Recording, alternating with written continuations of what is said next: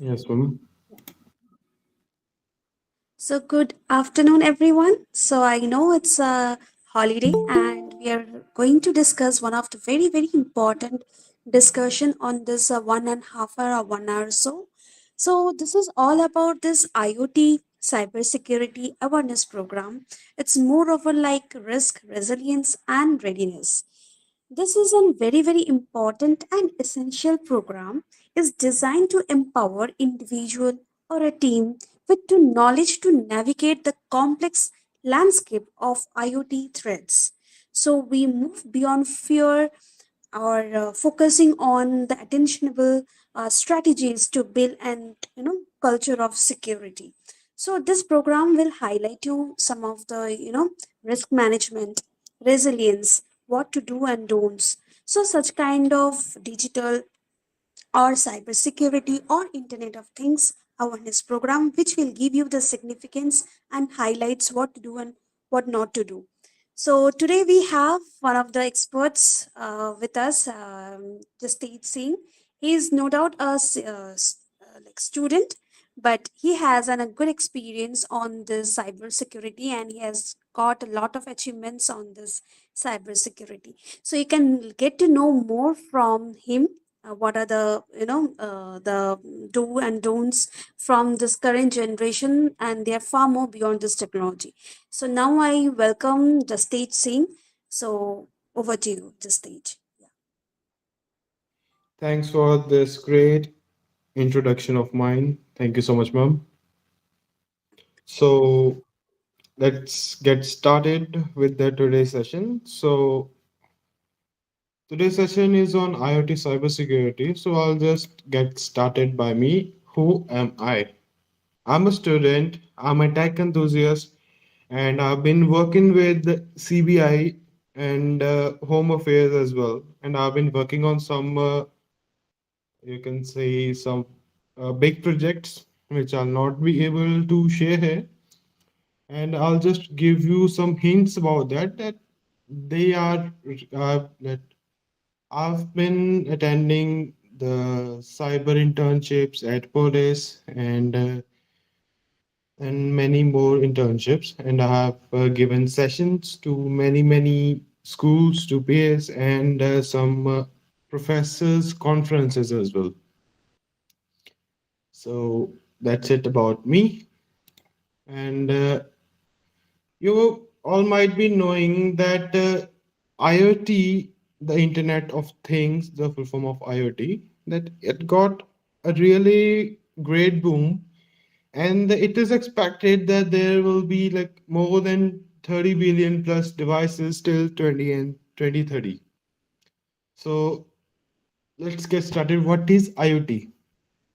So you all might be having smart bulbs at your home, smart toasters, smart fridges, and Alexa, Google Home, Apple, and etc. So, what these things are, okay?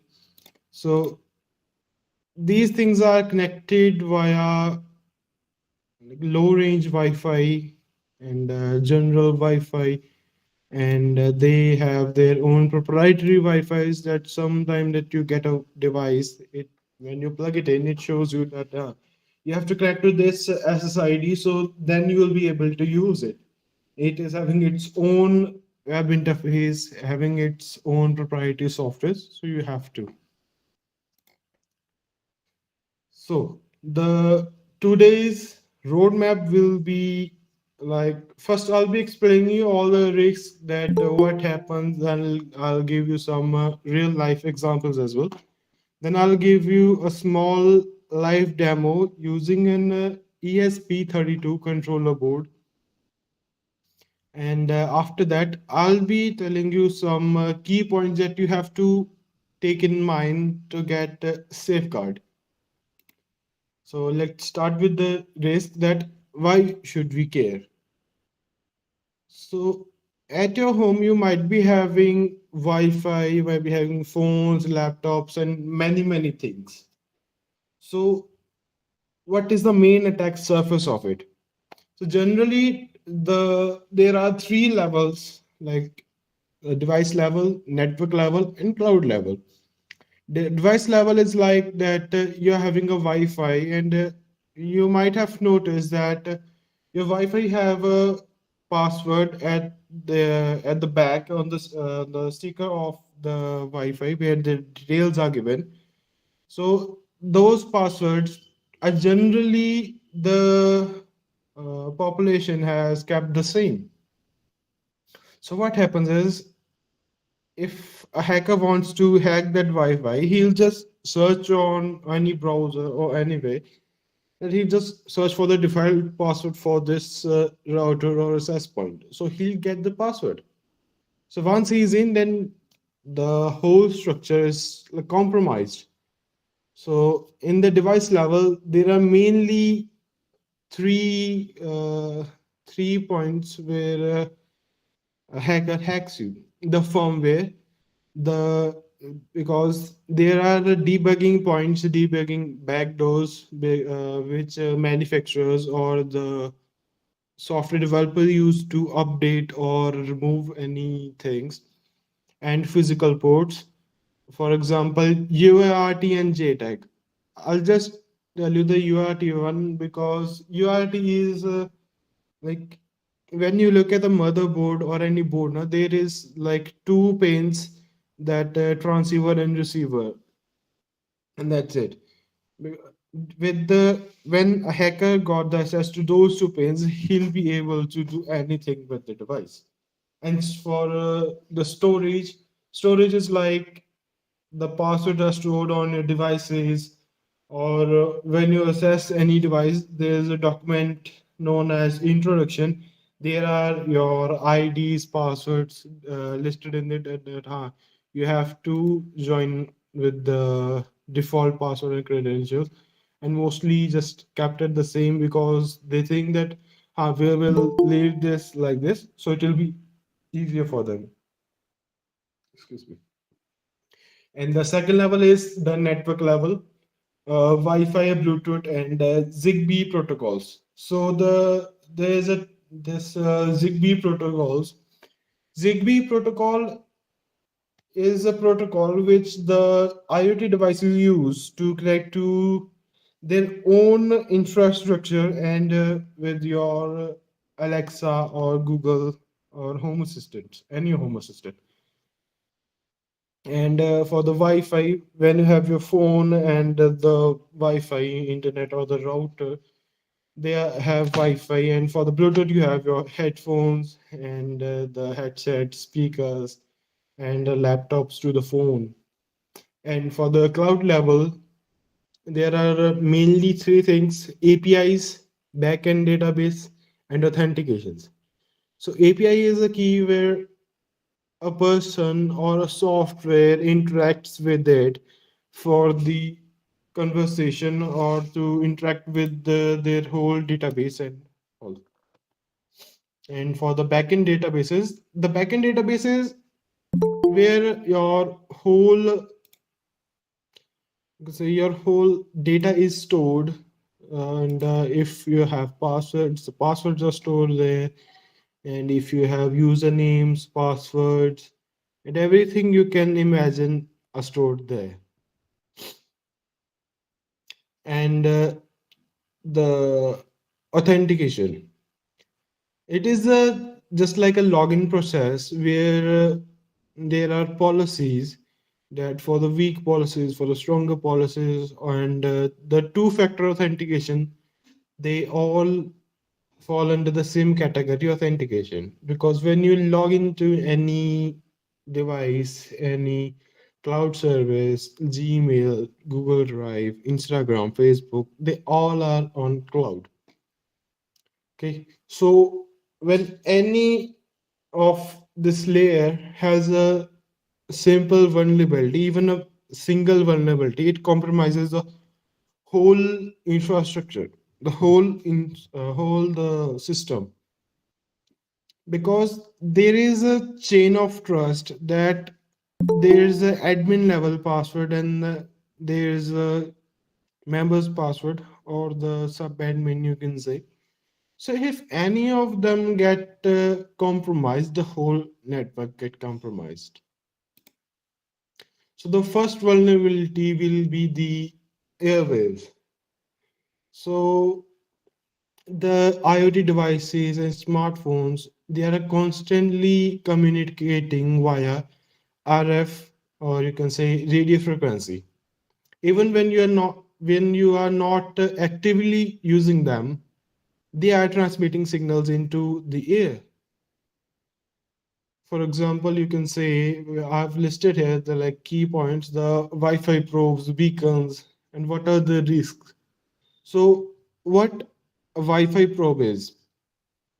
Okay, so when you have a phone, it request, or you can say it shouts that is there a Wi-Fi home here, like the home Wi-Fi.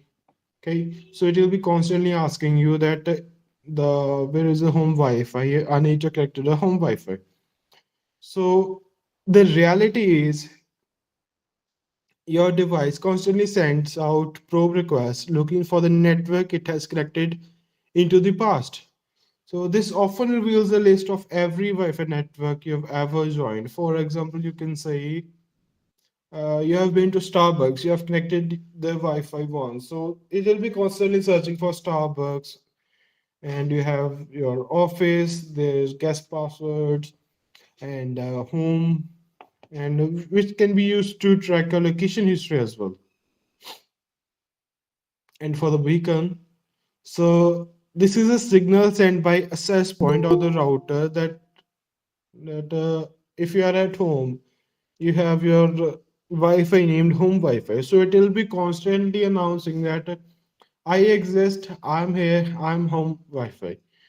So router sends the beacon frames roughly like tends to 10 to 14 times a second to announce their SSIDs. SSIDs are the name of the network or the Wi-Fi.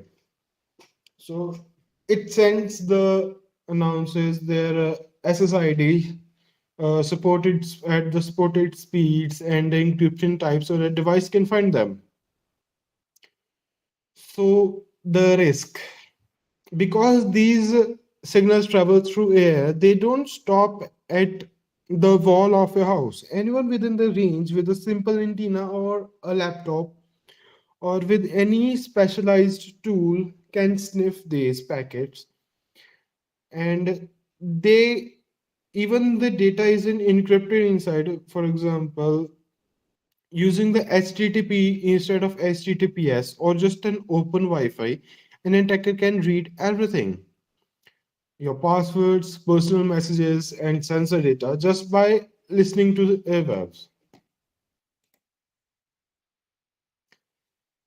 So the second vulnerability will be the hard-coded secrets. Default credentials, as I've stated before, the manufacturer ships the device with standard logins like the password, like admin, or root is the username, and the password will be like 1234. Attackers use automated bots to scan across the data for the credentials and firmware keys. So this refers to the developers who have accidentally leaving the key to the castle inside the device's code. This could be a AWS cloud key, API tokens, OpenAI keys. If a hacker dumps the firmware, they can find these keys inside the firmware and they can attack the company's cloud server. It will be very easier, and they can use their API keys to its own benefit.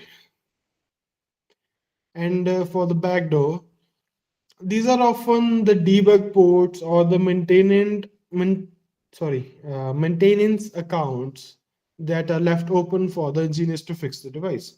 However, if left active in the final project, they become hackers' highways that bypass security controls very easily. So there is a small case study, the Marai botnet. So what happened in this was Marai targeted mundane IoT devices like CCTV cameras, DVRs, these devices often have a little to no security protection. So, what was the result? They all got hacked because, I mean, it didn't use complex code exploits. It simply scanned the internet for the devices that still had their factory default passwords. So, like I've shared to the in the previous slide, this exploited the default credentials vulnerability I just highlighted before. So the result was a botnet, the zombie army was created. So what is an army of zombies? So zombies are like when a zombie bites another human, they gets converted to zombies. So how this worked, that once infected, these devices become a part of a botnet, or you can say a robot network. The owners of the cameras had no idea that their ideas, their devices were infected, because in their view, their devices were working perfectly like the normally they were working.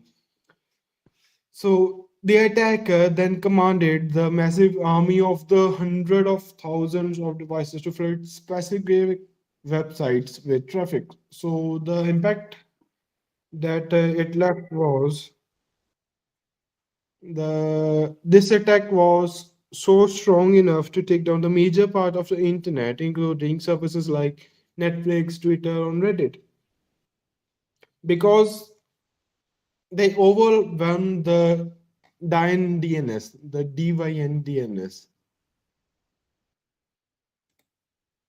So let's get started with the live demo. Mm,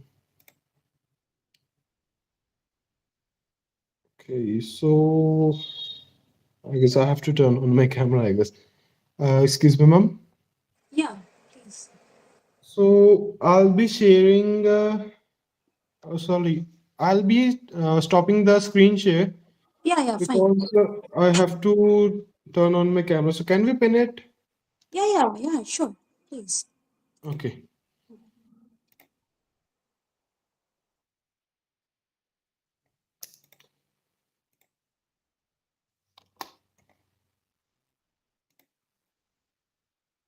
Am I visible? Yes, you're visible. Okay. So let's get started with the. Okay. So I'm pinned there.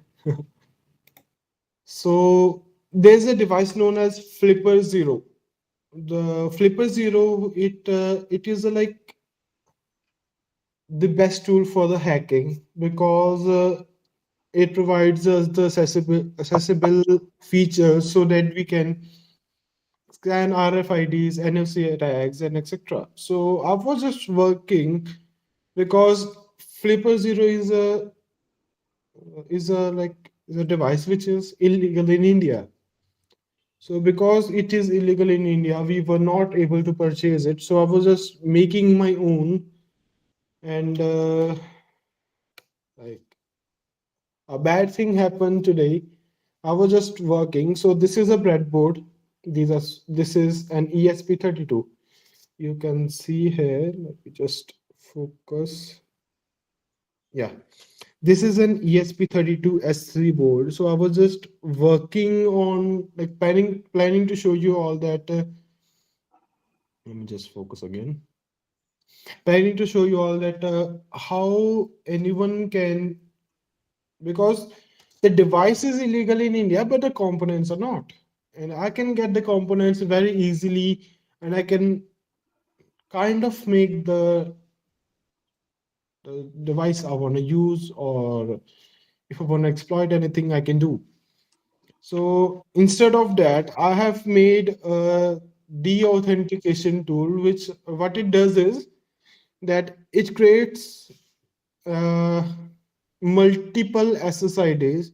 So it shows us the multiple SSIDs, and when we open our phone, So, for example, this is my phone. Okay. So if I go to my Wi-Fi, I'll be having some of my Wi-Fi's, my own home Wi-Fi or the office Wi-Fi. And as you can see, I have some limited amount of the Wi-Fi. These are my Wi-Fi's, and these are the like the blocked, sorry, the neighbor Wi-Fi's. So what this device does. So this is another ESP32 Room 32. So I have created my own firmware that what it does is when I power it, so you can see the light blinking here. Let me just reset it. Yeah, Yeah. now only it's visible. Yeah.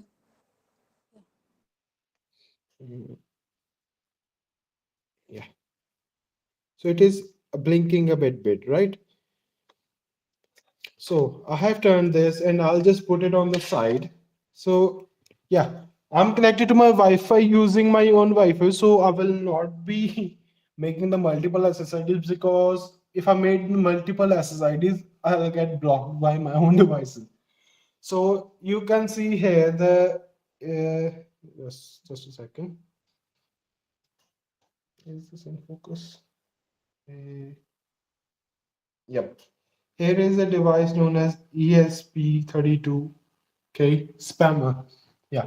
So I like just like I've created a single SSID, it is not blocking me. But if I make multiple 50, 60,000 SSIDs, I can make by these devices. But even if I made those now, like I'll be getting hundreds of signal sent to my phone.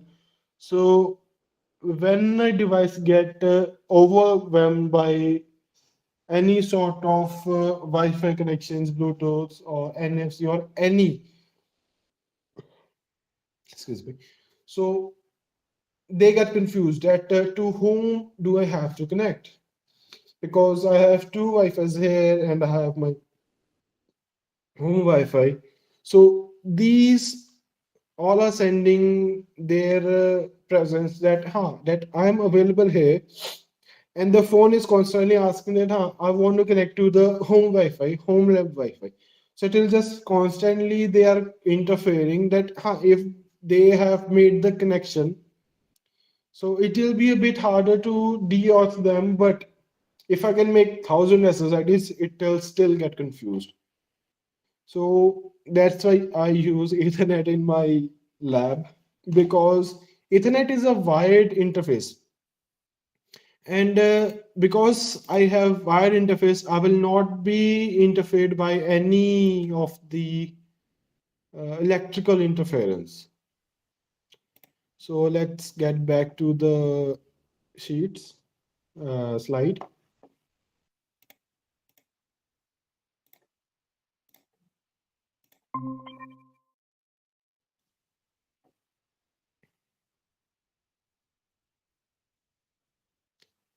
Is my slide visible, ma'am? Yes, it's visible. Okay. So this ESP that I have, it just costs around like 5 to 800, and the ESP30, the big one which was on the breadboard, it cost like 14-1500. And the if you talk about the Flipper Zero, it costs like 30 to 40,000 in India if even if you want to import it. But for the import, you have to get the permissions, you have to sign many things, and still it get a tedious process.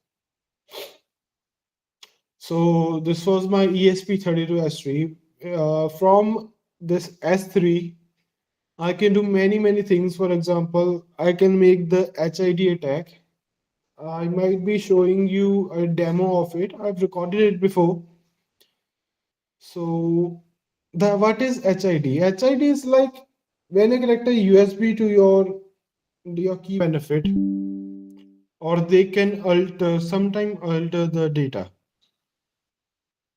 And this is not this cannot be done by any device. So a specific device is made. So what it allows us to see is that we can check their SSIDs, the name of the Wi-Fi which is connected, and the MAC address of the device, because every device has its own MAC address, which is the identity of the device. So what it does is that it can just copy the MAC address, or we can just get the MAC address and we can spoof it, because by spoofing we can show the Wi-Fi that I am the device of the A person. Because I'm a B person, I have to get the credentials from the A person. So if I get the credentials of A person, then I'll be easily spoofing or showing that I'm the A person. I'll be just putting a layer above me. For example, if A person has a mask of Batman and I'm a Superman, and if I want to go anywhere, I'll just put on the mask of Batman. So I'll be portraying as a Batman. And let's just skip it. I've shown you before the deauth and the spoofing is kind of same, but not the same things. So what the authentication is. So what a deauthentication device does, for example, you can see there are two phones shown, the Pixel 2 and the Pixel 8, and there is a Wi-Fi. And for the deauthentication, I will just send uh, many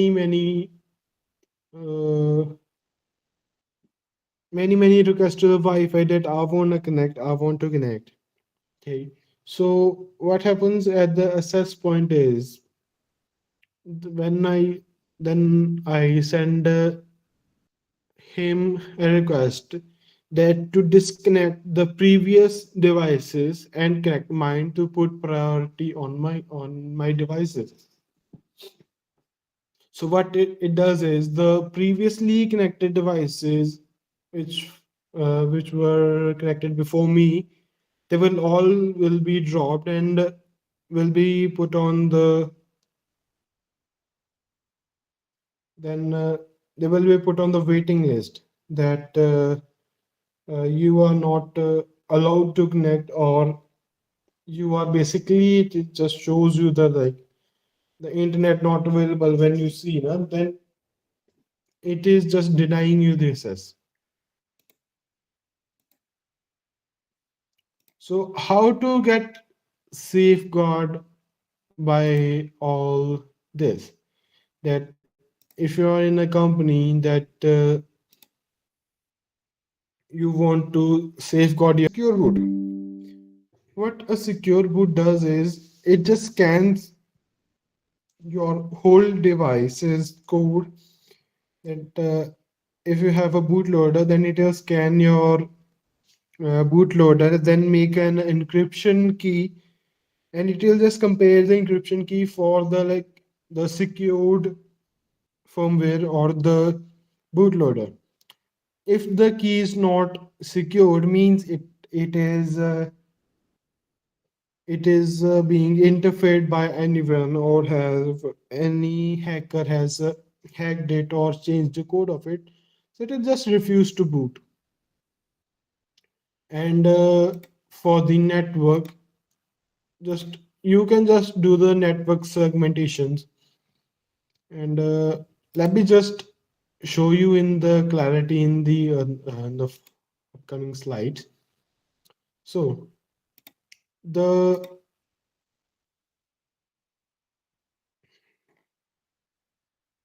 just a second, excuse me. Yeah, I'm back. So this is a like the I have shown you the deauthentication, how the deauthentication works. So this is how to get saved by the deauthentication attack. So generally, what happens is there is a protocols in Wi-Fi's, that there is WPA2, WPA3. So WPA was the older routers. So the newer routers has WPA3, which is the newest Wi-Fi security standard, which is kind of mandatory for all the new upcoming devices. So what is it does is it encrypts the packages which are sent by your phone or even with your uh, access point or the Wi-Fi. It encrypts the both things because what the WTA does is when you are connected to the WPA2, it thinks that everything connected to WPA2 is uh, is safe. It is not like if you have a castle, then all the person inside is all safe. But what WPA3 does is it thinks that everybody inside the network is not a good person. The hacker is inside. So what it does is it sends everybody confirmation that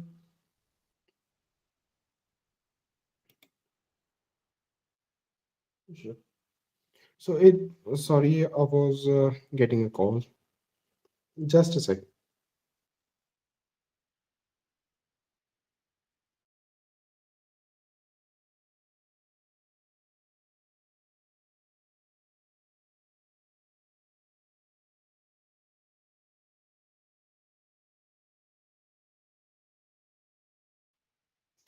So I'm back. I'm sorry for the disturbance. So so this was the WPA3 that if you buy a modern router with W3 WPA3, you're automatically immune to the deauthentication attacks because the older WPA3 routers often have this feature disabled by default or they don't support it at all. So the secure boot. So what let me just again explain you what it does is that when you have an IoT device, any IoT device, for example, you have Windows laptop, for an example. So there's a chip for secure boot. Though, so what that chip does is it checks the digital signature before running the device or the code. So it just a flash encryption. It just checks the hidden key, which is of your firmware. So it just if that encrypted hidden key is not matching to the previous key, so it will just denies the booting process or the stops it. And for safeguarding from the network or if you are in a company or in the organizations, there's what the company does is they do network segmentation. So what it does is that if you have like multiple departments, for example, manufacturing department is there, sales department is there, then HR department is there, then there is administration. So they are not all on the same network. So what they does is they use multiple access points or they do the segmentation. For example, they will make a different SSID. For example, you can have a company which is having a guest network because they have multiple people coming to the company the for the sessions, for seminars, or even for the interviews as well. And they have given the access to the administration block, and then they have different access for the HR department because even when we are not talking about the network, we're just talking about the room access. We don't give access to everybody of our room that anybody can come to our room, because uh, when any external person comes to a network, we don't know its intentions, that what its intentions are. Even if we are known to them, it's not always possible that the person in front of us is always the good one. So that's why we go with the zero trust architecture. So the old model was like castle and moat. So what it was, that security was like a castle. You had thick walls and a moat, the firewalls, you can say, to keep the bad guys out. So the main flaw of that was that once someone crossed the drawbridge or logged into your device or connected to your Wi-Fi, they were trusted completely. They could roam around the castle freely. So the IoTs were at risk if a hacker compromises one smart bulb or any small device, like it has the access of your network. In the old model, they can easily attack your laptop or server because the network trusts them. So the new model, the zero trust model, so what it does is this model assumes the attacker is already inside. It stops relying on parameterized defense alone. So its main motto is that never trust, always verify. It doesn't matter if a connection comes from inside the building or a remote coffee shop across your street. Every single connection attempt is treated as a hostile until proven otherwise. So the three pillars to, or you can say the specific rules to enforce this architecture is: every request is authenticated. You don't just log in once. Every time a device tries to access a resource in the sense a file, any confirmation server, or any another device, it must prove its identity again. And the least privilege access. This is a critical for IoT. A smart toaster should only be able to talk to the toaster cloud server. It should not have the privilege to talk to your work laptop or to your printer, because if the toaster is hacked, the damage is uh, contained to the just the toaster only, no? So what it does is there is a continuous monitoring, because security does not stop after authentication. The system constantly watches for weird behavior. For example, why is the thermostat trying to download a gigabit of data byte at 3 a.m.? So what this architecture does then, it just blocks it. That why is the thermostat downloading a gigabit? Because it does not record any of the data. So let's start with the readiness to prepare with the future. So this is just a clean, a common checklist that you should always change your default passwords when you get your access point. So you just change the password. Don't use the like default password, and enable WPA3 on your router because it is the securest one. And update your devices, your firmware, and your network regularly. And isolate your IoTs on guest network because if the network is different, no matter what, you will not get hacked by the IoT. And check your devices at the regular intervals. For example, you're having multiple devices at your home that you have connected, and you don't even know that which devices you have connected when.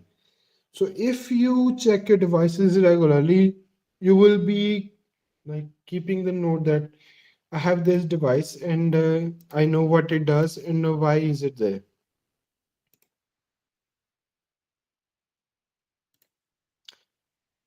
Okay, so this is the time because the AI is coming into everything.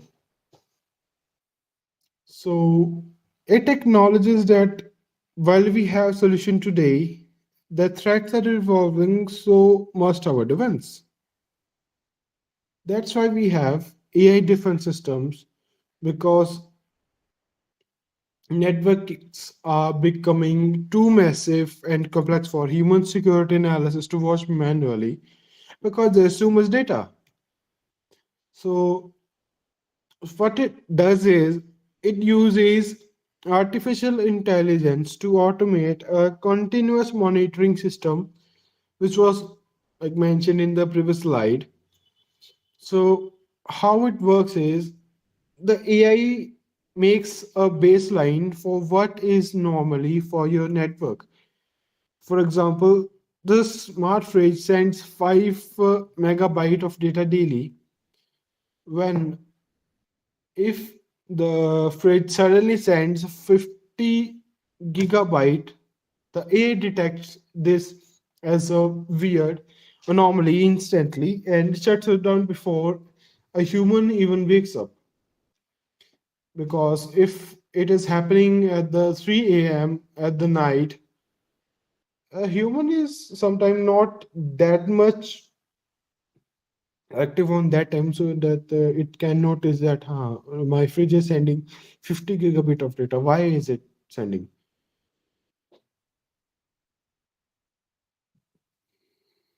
So the second is quantum resistance.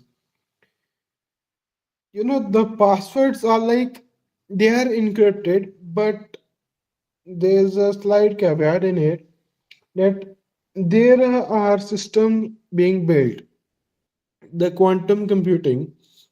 So most of our current encryptions relies on problems that are hard for traditional computers to solve, but however, future quantum computers will be able to solve these problems in seconds, effectively breaking all the current encryption because they will be easier for the quantums. So what we are doing to solve that we are developing new mathematical algorithms now that quantum computers cannot break. So Matter protocol, it's like unifying the security because what have been done is the IoT is a complete mess because it uses different standards, for example, Zigbee, Z-Wave, Bluetooth, or the Wi-Fi, because a Google device might not have been able to talk to Amazon devices securely. So, what is the fix? Matter. Matter is a new industry unifying standard supported by Apple, Google, Amazon, and others. It ensures that device work properly and they can converse in their own network because if a device is helping other to get secure, now it will be good. And yes, compliance and ethics. So India is developing its own act, DPDP Act in 2023. So what it is, emphasizes that securing user data is no longer just a best practice for a technical opinion. It's now a legal obligation. and ethical hacking. So it draws a hard line that these tools are strictly for auditing owned structures. For example, Flipper Zero, you can say, and assessing any network or devices that you do not own or have explicit permissions to test is defined as unauthorized access or it is just illegal. So this ethical hacking, it distinguishes security researchers from a criminal. Certain you can say Indian Computer Emergency Response Team is the national agency responsible for handling cyber threats and all. Ma'am, can we give them a small task or a challenge? Yes, yes. Why not?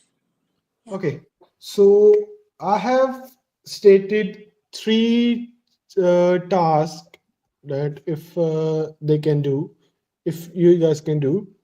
So the first task will be like there are some apps like Fing, Fing, or Wi-Fi Man. So you just have to download Fing or a Wi-Fi on your phone, and then you have to scan your home Wi-Fi and count how many devices you didn't know were there. That you know that you have connected your phone, your laptop, your brother's phone, and his tab, but you don't know who this office computers is. So you just have to check and just send me a like small report or small message that yeah, I've searched my home network and I have found this. So you just have to like message me on LinkedIn or you can message ma'am and they can just forward to me. Yeah, that will be better. I think that will be yes. Yeah. For yeah. Yeah. So the second task will be the network segregation.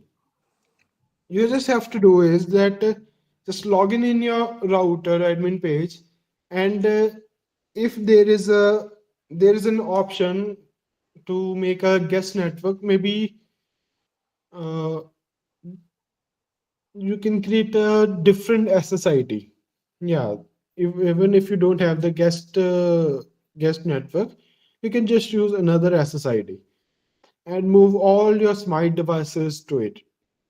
And if you want to be an ethical hacker or a builder, you this third task will be for you that just use an ESP32 and flash your device with the hello world or any wi-fi scanning sketch, because in ESP we use Arduino ID, and the file which is saved by the Arduino ID is known as a sketch.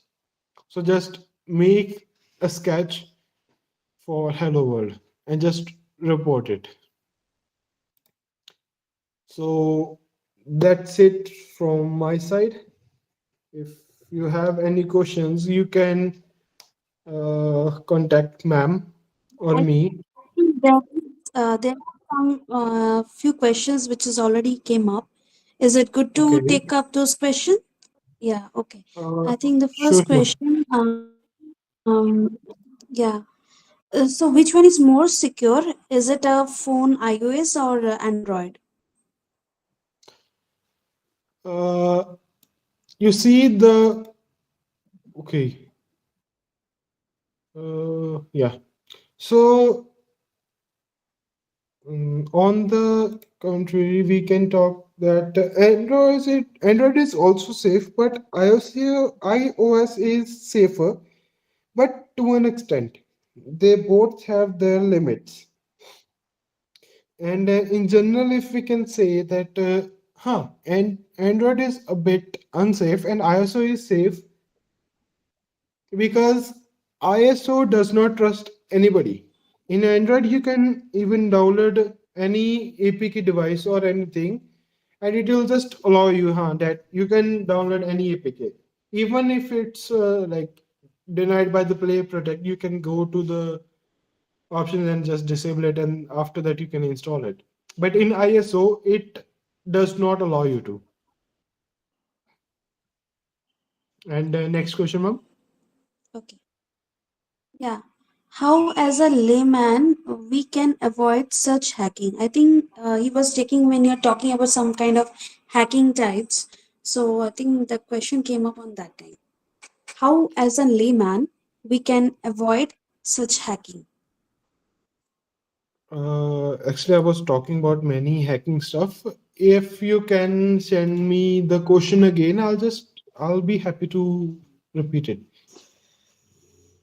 Okay. Okay. Meanwhile, we'll move to the next Yeah, question. next question, please. Yeah. WPA3, avoid hacking and how to know about it. Can you just brief? Actually, the WPA3 does not like directly avoids the hacking. It just treat everybody like that they are a hacker, because it just repeatedly send them request that I wanna check it if you are a good person or no. And yeah, that's it. It just regularly send confirmations, ask for confirmation that who you are from a device. Okay. We have one more question. Is it Mhm. possible to hack Wi-Fi router? Okay, so I'll be just explaining it to you in just an educational way. Hmm. So yes, Wi-Fi's are kind of hackable because I mean we are just using at the small string to have a password. For example, we have a password like mm, your dog's name and at the rate one two three four. Favorite pet or something, Yes, yes, yes. color or something like that, right? Yeah, so there are some tools like you can just brute force them, that there are some list, like there are a password list, for example, rock you. So we just put the Wi-Fi where we have to put the password, and we just brute force it. There is a slight possibility that it gets unlocked, not hacked. So you get the password, you can use the Wi-Fi, or you can do anything you want it to do. Okay. Yes. Okay, now I have a few questions from my side. As we are Sure. discussing about the cybersecurity awareness and this IoT based Internet of Things, right? Yes, So ma'am.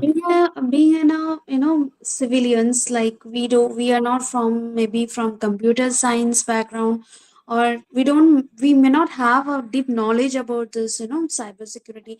Nowadays, Yes. lot of hacking is happening, and government is taking so much of initiative on that. So being in a normal like non-techie person, right? Mm-hmm. How they can safeguard their things. So obviously, I think many of we are aware of it. Don't share the OTP. Okay, this is OTPs. one of Yes. the thing. And do not click on any random link, right? Yes. Yes. Or these are the basic thing when it comes to then cyber security in terms of finance or the bank point of view. So can you just enlighten some of the points that being an civilians not techy non-tech person, how they can avoid such kind of thing? Okay. So this we can take in like cyber awareness. Okay. So the first thing is like you should not connect to any open Wi-Fi. As if we were just talking about the IoT and the hacking. There's a Hmm. thing that you got a pen drive in any that you are just going to the general store and you have seen a pen drive, that there's a pen drive laying on the road, so you just pick it up. So you should not just plug it in your device, because there might be any. malicious program that the hacker has put in, and it has intentionally thrown it there.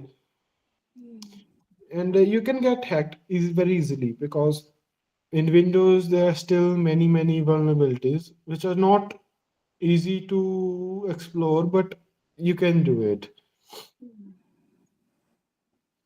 And the the airwaves, you can say, there's a you have you guys all have cars, and in this time we have the cars which are getting unlocked by the single press of a button. You don't need to plug in the key, right? So what's been done is that the key fob and the car, they are always asking for each other that can I unlock you, or should I not? Is the key pressed or no? Because when a key is pressed, there is a small wave which is sent to the car to unlock it. So what hackers do is they just capture that signal wave, and excuse me, and then they wait for the owner to get a bit when the driver or the owner Understanding goes that. anywhere.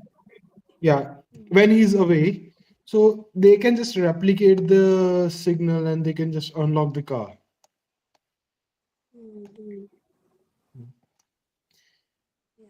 Like, Got it. no, the main thing which gets us hacked is that is our own mistakes.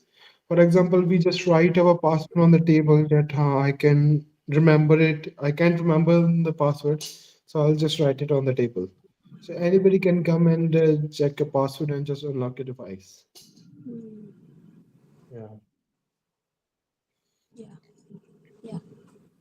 I think that is actually that gives a clear picture of it.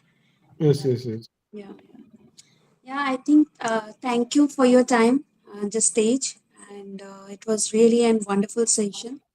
You have highlighted the entire things, how as a beginner level we can develop and we can enlighten ourselves and safeguard from this kind of cybersecurity and also the internet of things, which is right now one of the trending. And I think we have to all have to be careful with this, always be alert. I think you have also mentioned that whom to enter it, whom not to enter it. So Yes, those things we have to be really, really careful. So yeah, thank you for your time, Justage, and thank you all my participants for patient listen. And you have really interacted, putting some questions, and Justage has also given some of the key things that you can work on your home in 24 hours yes, yes. challenge. So you can get back to him on his LinkedIn, and whatever the issues you are facing, you can always get back to him over there. So yeah, and feedback link is already available in the chat box. So please don't hesitate to fill up it. So you know the benefit of feedback, so that you can get a certificate. So thank you once again, Just Stage, for your wonderful time, and thank you all the participants. Yeah, have a good day. Thank you so much, ma'am. Yeah, thank you so much. Thank Yes, ma'am. you. Yes. Okay, bye. Take care, and once again, happy New Year. Happy New Year. Happy New Year, all. Yeah, thank you. Yeah.